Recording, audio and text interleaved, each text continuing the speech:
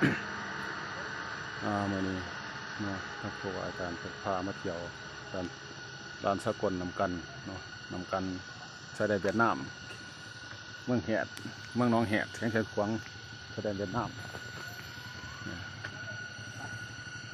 พามายามมาเมือง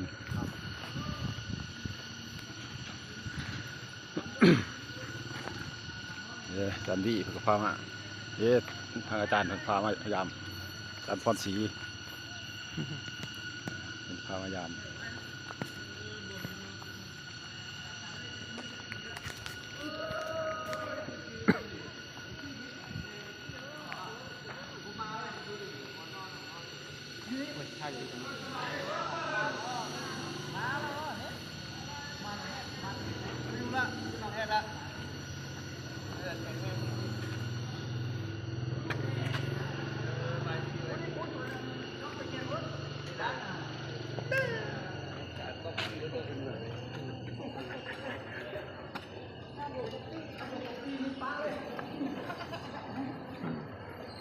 đấy nó lại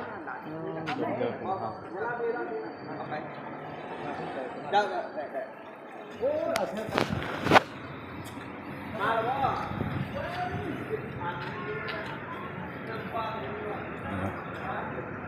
ตอนนี้กำลังย่างไปตลาดชายแดนเนาะ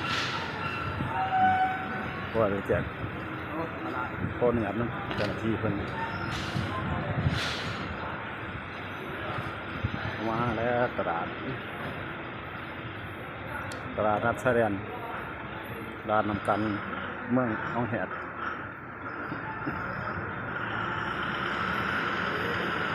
โอ้ผู้งามหลาย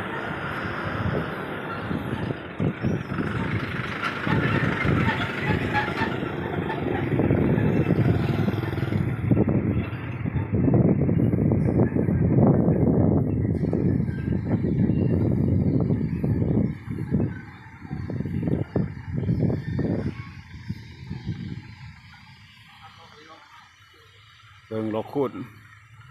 ทางเชียงควางหลอกคูดกำลังเป็นหลอกกำลังออกหลอกหลอกคูดเชียงควางกำลังออกหลอกงามเลยเนาะเดี๋ยวมันกันเดือดเจ็ดแหมเนี่ยหลอกคูดเชียงควางกำลังออกข้างใต้เขาออกแต่ช่วงการ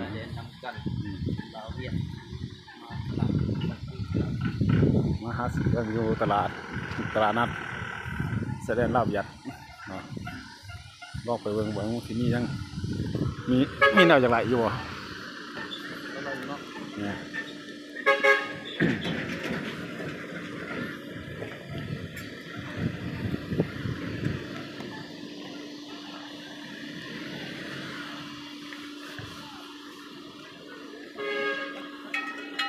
มีตลาดนัดคนไร้เติบอยู่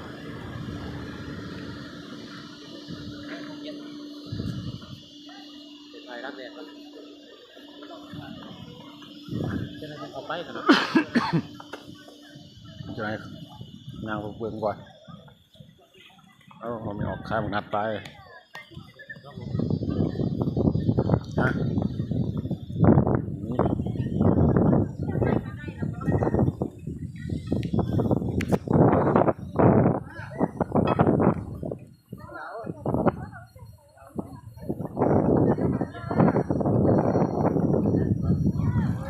ลังยางไปเบิ่ง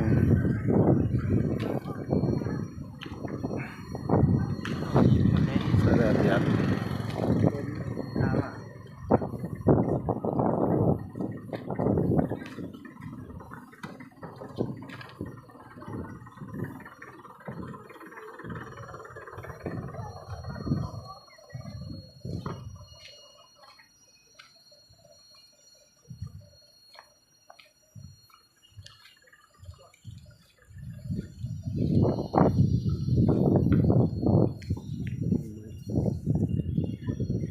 รักไม้บ่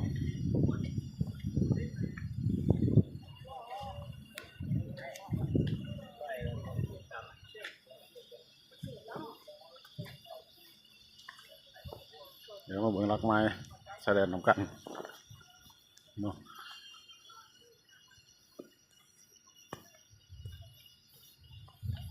ไ ไม้แสดงกันต่อไปกับด้านเบียดเนาะด้านเขาเบียดดอกไม้แสดงเราเบียดใส่หินอ่อนเนาะดอกไม้แสดงใส่หินอ่อนเขาเนี่ยของเราดี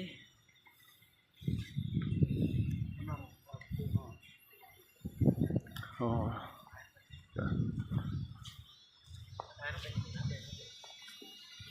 น้ำไหลจุกไหลตอนนี้เราหออยู่ว่าดำกันเนาะว่าดำกันขับไปผ่านกันได้แม่นดินซอเวียดนามเนาะเป็นซอเวียดนามคำหวยไปได้บินเลยนะฮะถ่ายตอนเลยถ่ายตอนหน้าเนาะก็ต้องคอยยางขับไปนอกผ้าด้วยจานพรศรีจานวิสัย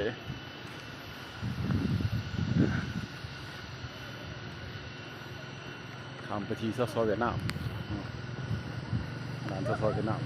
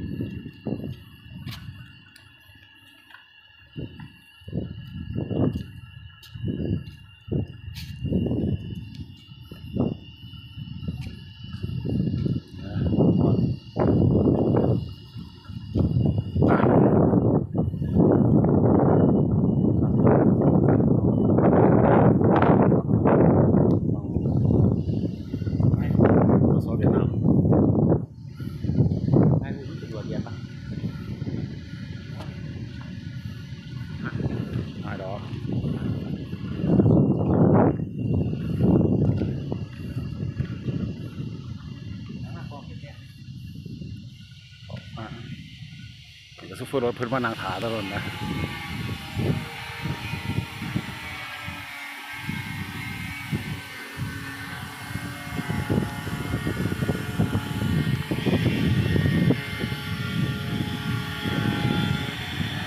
กันเราก็ปลูกอาคารไป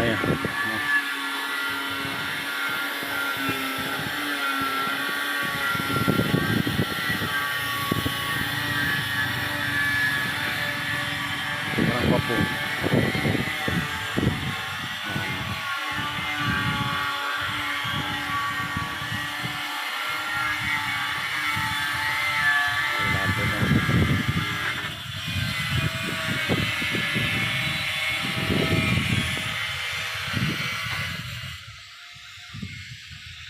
มีตะปู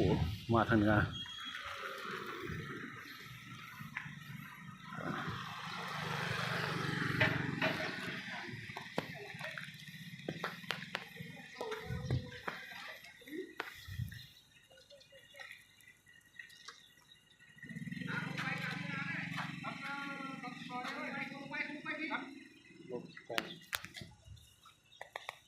เป็นรอยทายกลับขึ้นเนาะไปเลยไป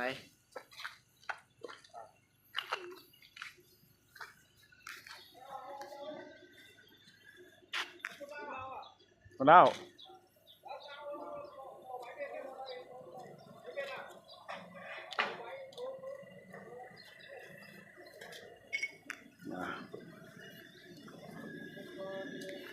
ข้ามไป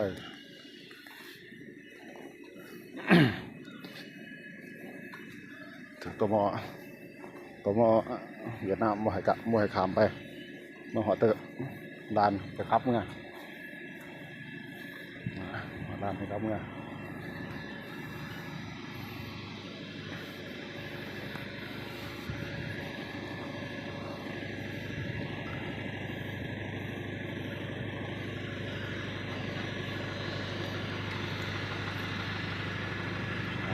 นะ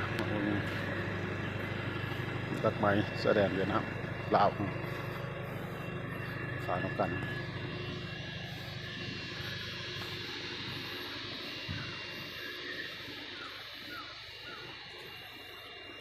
เวียดนามตัดไม้หินอ่อนเนี่ยซอเวียดนามเอาไปฝากไว้กับหอดเดี๋ยวเราคนเอาฝากไว้เพื่อทำกันนี่ก็โอ้มากโอ้บักคอใบเขาเสียงควงกำลังเป็นมากกำลังมาใส่แดงกระชีไปกลับเนาะเพศพอดี